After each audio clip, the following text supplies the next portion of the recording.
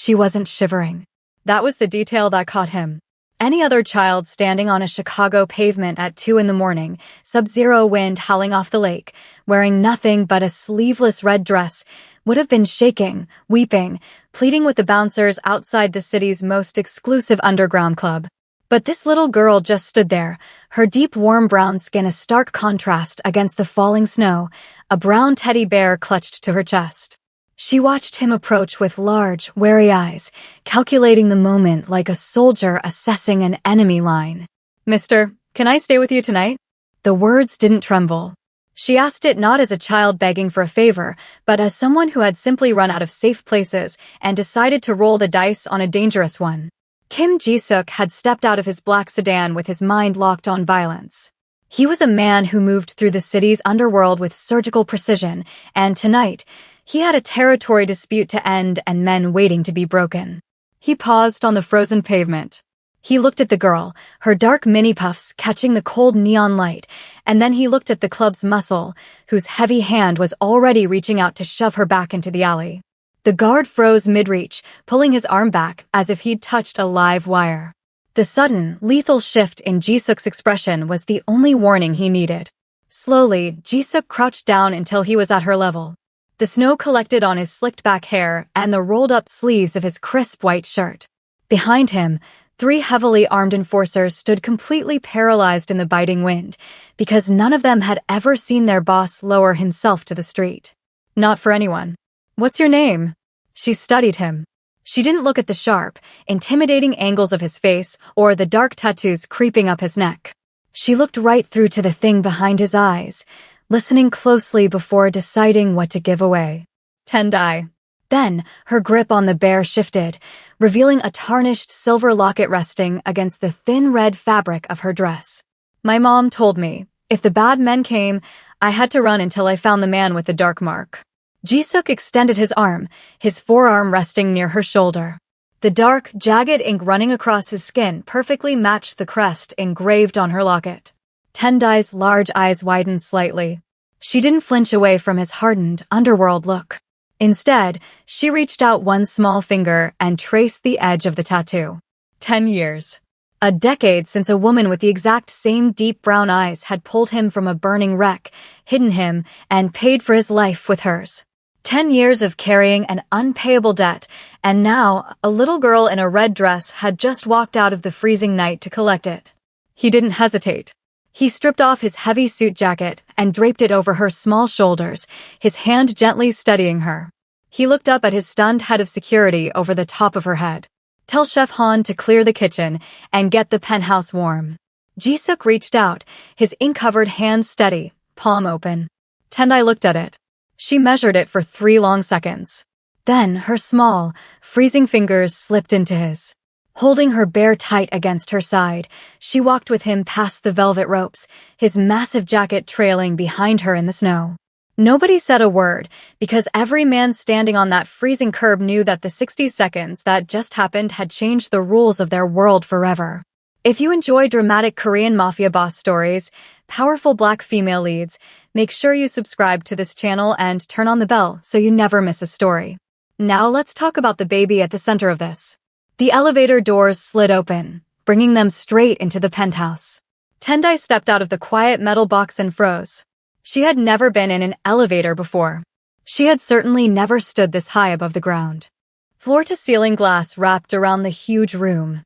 Below them, the city of Chicago burned with bright streetlights against the dark night. The freezing snow had turned into a heavy rain, streaking long, silver lines down the huge windows. Tendai walked straight toward the view. She raised her arm and pressed her small palm flat against the cold glass. It was the exact same way she had pressed her hand against the rough wall of the parking garage while she waited in the cold. She was learning the surface of this new place, feeling the walls to make sure they were solid. Behind her, Ji-suk's head of operations stood near the doorway. His voice was low and tight with worry. "Sir, the organization has a strict protocol," the man warned.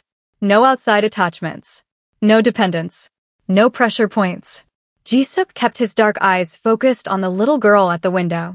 He did not blink. "Update the protocol," he said simply. Chef Han, The older man who ran the penthouse kitchen appeared in the room without being called. He took one long look at Tendai's thin frame, her wet red dress, and the heavy coat hanging off her small shoulders. He didn't ask any questions. He just turned around, walked straight into the kitchen, and began heating a pot of rich, warm broth. A few minutes later, Tendai sat quietly at the marble kitchen counter. She ate exactly half the bowl of soup. Moving very carefully, she slid a soft bread roll off her plate and hid it deep in her pocket. Jisuk saw her do it, but he stayed perfectly still and let her keep her secret. When the clock passed 3 in the morning, the penthouse was finally quiet. Tendai lay curled up in the center of the massive guest bed. She was fast asleep, buried under a heavy blanket with her brown bear held tightly against her chest. Down at the foot of the bed, her wet shoes were still on her feet. For 4 days, the huge penthouse was quiet. Tendai was not mute. She was just very careful. She only used her voice when she was sure it was safe to speak. Once, she whispered to Chef Han to ask if the hot soup would be there tomorrow. Another time, just before the sun came up, she whispered a single, soft word to her brown bear. Instead of talking, she studied her new world. She sat quietly in the corners and watched the heavy doors. She memorized where the exits were. She learned the daily rhythms of the guards and looked carefully at the gap between what the men said and what they actually did. Jisuk, standing silently in the hall with his sleeves rolled up, watched her watch everything. He was a man who understood survival. He knew she was not being difficult. She was being scientific. She was testing the ground to see if it would hold her weight. Because of this, Jisuk stopped trying to make her feel better with words. Words were empty in his underworld. Instead, he gave her something real. He gave her consistency. The meals arrived at the exact same time every day. A small plastic container of extra food appeared on her nightstand every single evening before she went to sleep. If Jisuk told her he would be sitting in the living room at noon, he was in the chair at exactly 12 o'clock. On the 4th evening, the heavy silence finally broke. Tendai sat at the marble kitchen counter, staring at her bowl. She pulled her bear a little closer to her chest. "Does the food always come back?" she asked. Her large dark eyes lifted to meet his sharp, serious face. Jisuk looked right back at her. He did not smile, but his voice was completely steady. "Yes." Tendai looked down at the bowl. She thought about his answer for a long, quiet moment, turning it over in her mind to see if it was a trick. When she finally decided it was the truth, she picked up her spoon and finished every drop.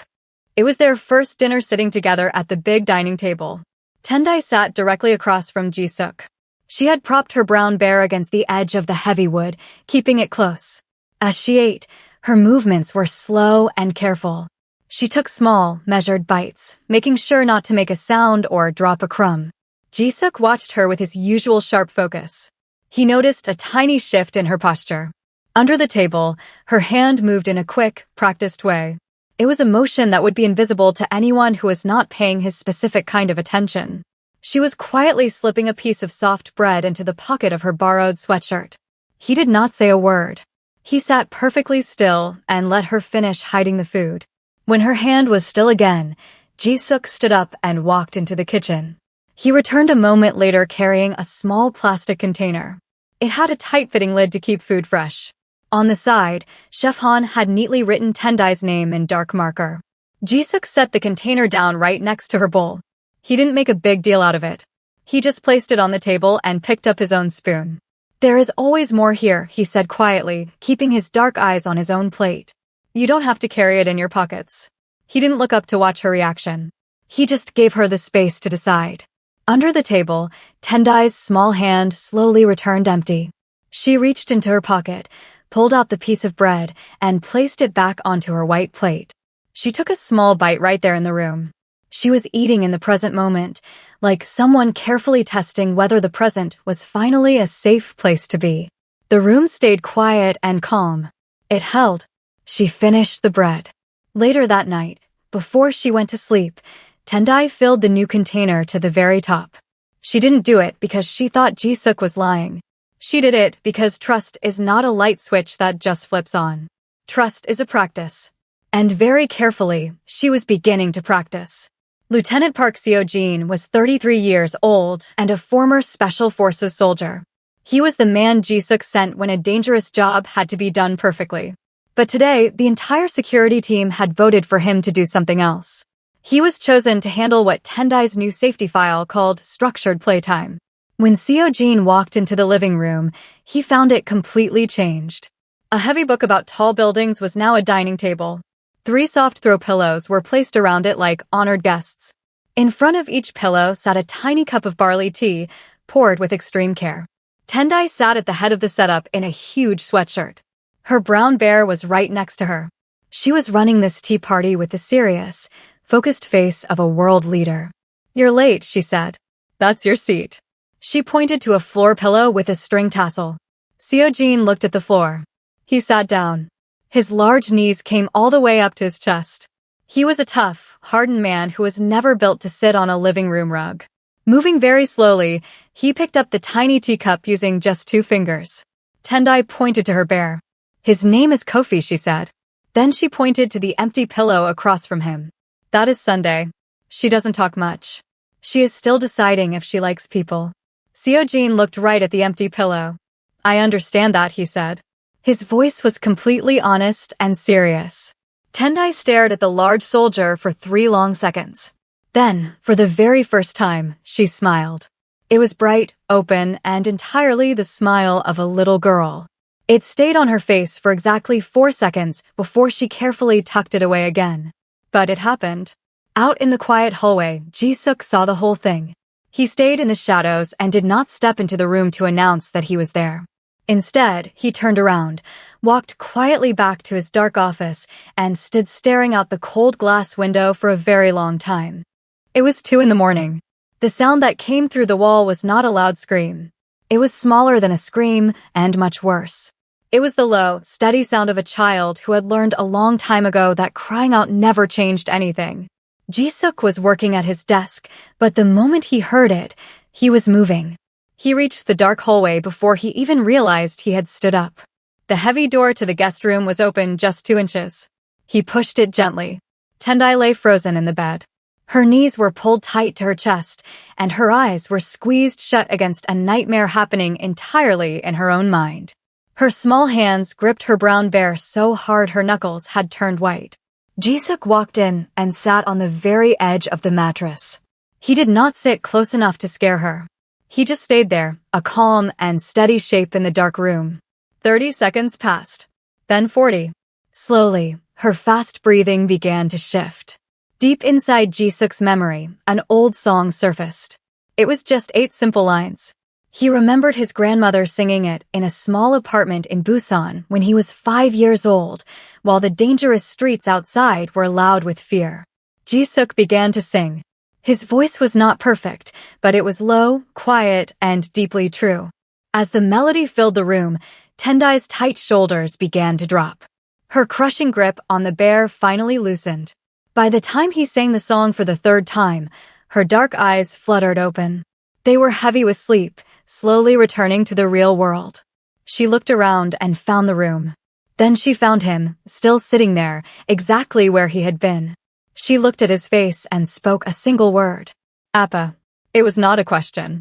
It was a simple fact, spoken with the directness of a child telling the world something important. Ji-suk froze completely. That one word moved through his chest like an earthquake, changing the structure of everything inside him. He did not move until her breathing grew deep and slow again. Then, he just sat in the dark for a long time. He was not planning or working. For the first time in years, the quiet night was finally enough.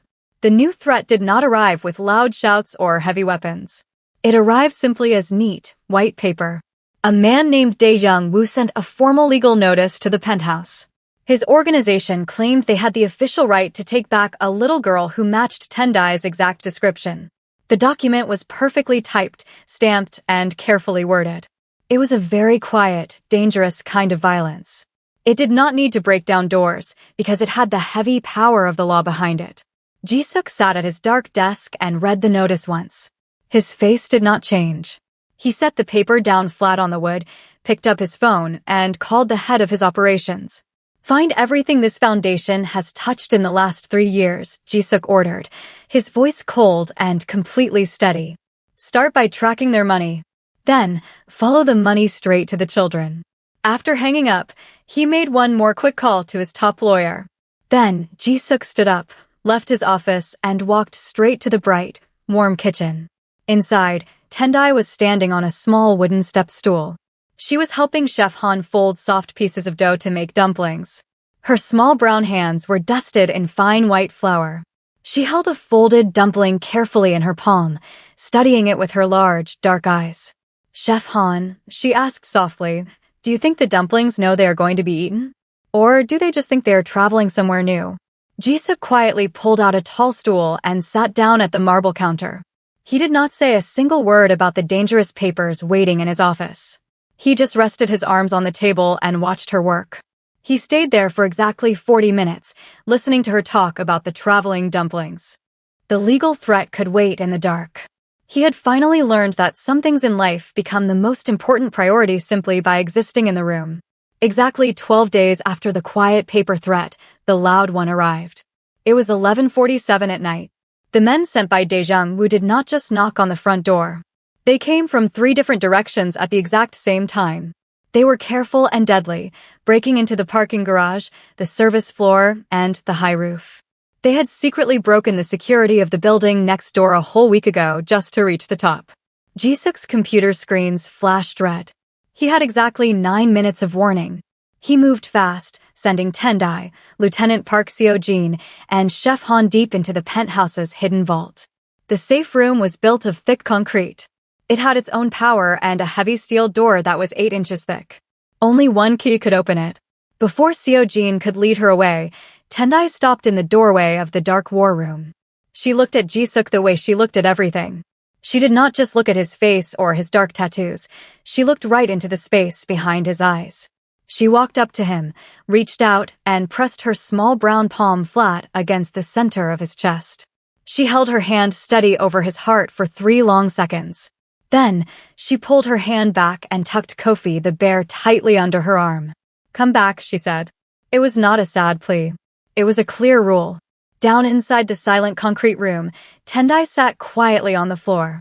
She reached into the emergency bag and pulled out her plastic food container. She opened the lid, checked to make sure it was completely full, and then snapped it shut. She did not eat anything.